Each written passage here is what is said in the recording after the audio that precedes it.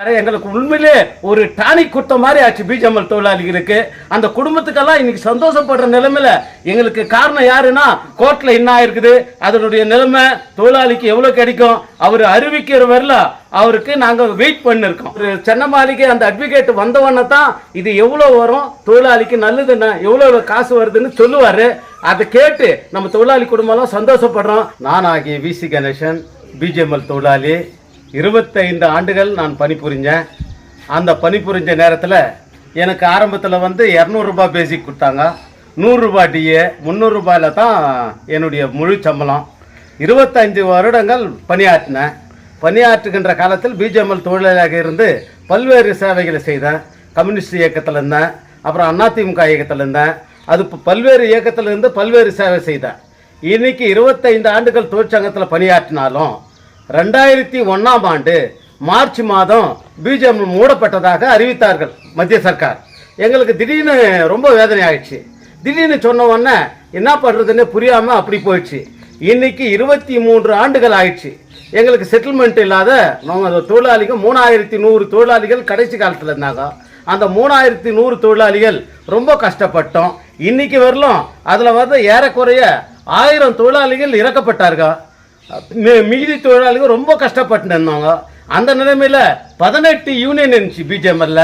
எத்தனையோ அரசியல் தலைவருங்க இருந்தாங்க. ஆனா எங்களுக்கு தொழிலாளிகளுக்கு நிறைய நான் செய்யறேன் நீ செய்யறேன்னு ஒண்ணுமே செய்யல. சிலர் இந்த தொழிற்சங்கத்துக்காரர் ஏமாத்தினாங்க. அந்த ஏமாத்தினதோ வந்துச்சு பணம். நாங்கள் மைன்ஸ் யாரையும் 3/4 மணிக்கு உசுல் ஊதும், எல்லா தொழிலாளியும் வேலைக்கு போவாங்க, பிச்சாநாத்தம் ஓபன் பண்றோம், அப்புறம் கம்சாந்தரம் ஓபன் பண்றோம், கோல்குண்டா ஓபன் பண்றோன்னு எங்களுக்கு ஆசை வார்த்தை கூட்டினாங்க. அந்த ஆசை வார்த்தையில நாங்கள் ஏமாந்து எங்க உயிர்களை பல உயிர்களை பறி கொடுத்தோம். அந்த நிலைமையில இன்னைக்கு மகிழ்ச்சியான நிகழ்ச்சி போன வாரத்தில் அறிவித்து வந்திருக்குது. அந்த இதுல நம்மள மதிப்புக்குரிய நம்மள ஆர் மூர்த்தி, விஜயராகவன், நண்பர் ஜோசப், ஆர் பன்னீர்செல்வம், அப்புறம் சேது சேகர், ராஜேந்திர குமார், சென்னமாலை அது சீனிவாஸ் போன்றவர்கள் சென்னை மாளிகை கிட்ட போயிடும். நான் கூட அதில் போனோம் ஆரம்பத்தில். இது மாதிரி பிஜிஎம்எல் தொழிலாளிகள் கம்ப்ளீட்டாக மூடியாச்சு. நாங்கள் 23 வருஷமாக கஷ்டப்பட்டுங்கிறோம். ஐயா நீங்கள் எதனா ஒரு வேலை பண்ண எங்களுக்குன்னு நாங்கள் எல்லாம் சேர்ந்து போனோம். பெங்களூர் போனவொன்னே இது முடிஞ்சு போன கட்டம்பா, இது உயிர் போயிடுச்சு, அதனால உங்களுக்கு ஒன்றும் பண்ண முடியாதான்னாரு. நாங்கள் திருப்பி அவர்கிட்ட இன்னொரு முறை போயிட்டு நாங்கள் சேர்ந்து ஐயா உங்களால் முடியும் ஏதாவது செய்யுங்கன்னு சொன்னவொன்னே அவரு நம்ம நேரு கல்யாண மண்டபத்தில் ஒரு மீட்டிங் வச்சாரு. அது ஆயிரக்கணக்கான தொழிலாளிங்க வந்தாங்க. அந்த தொழிலாளிங்க முன்னால அந்த தொழிலாளியை பார்த்தோம்னா அவருக்கு அவ்வளோ சந்தோஷம் ஆயிடுச்சு. கோர்ட்டில் போயிட்டு உங்களுக்கு முடிஞ்சது என்னால் முடிஞ்சதை நான் செய்யறேன்னு சொல்லிட்டு கோர்ட்டில் வாதாடினாரு. அவரு பிஜிஎம்எல்ல சீஃப் பர்சனல் மேனேஜராக இருந்ததால நம்மளுடைய தொழிலாளி கஷ்டமெல்லாம் அவருக்கு தெரியுது.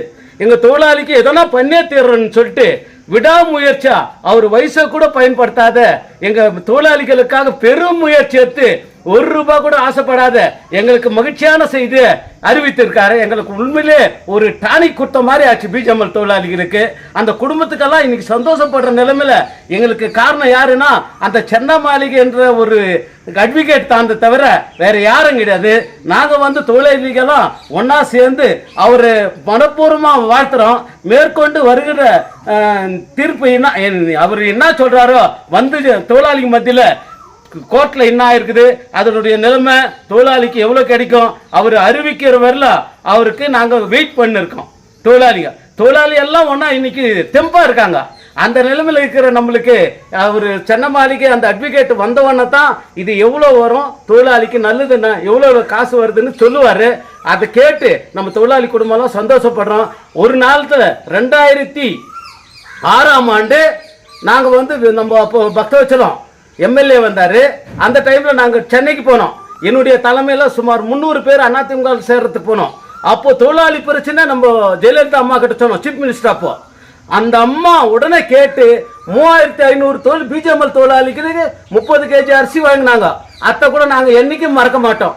அப்பேற்பட்ட கஷ்ட காலத்துல எங்களுக்கு உதவி பண்ணது அவங்க தான். இந்த ஸ்டேட்மெண்ட் கூட யாரும் நம்மளுக்கு உதவி பண்ணல, அந்த அம்மா உதவி பண்ணாங்க. அவங்களுக்கும் எங்களோட தொழிலாளி சார்பாக நன்றியை தெரிவித்துக் கொள்கிறோம். மேற்கொண்டு நம்ம கமிட்டி இந்த அசோசியேஷன் இருக்குது, அந்த அசோசியேஷன் கூட்டம் போடுறதெல்லாம் அமைதி காக்கணும் தொழிலாளிங்க. அப்போ அவருக்கு ஆதரவு தரணும்னு கேட்டுக்கிறோம். அதோடு இங்க இருக்கிற அரசியல் கட்சிக்காரங்க தயவு செய்து எங்க தொழிலாளியை பற்றி பேசி குறுக்கிட்டு அதை எதுவும் பேச வேண்டாம் என்று கேட்டுக்கொள்கின்றோம்.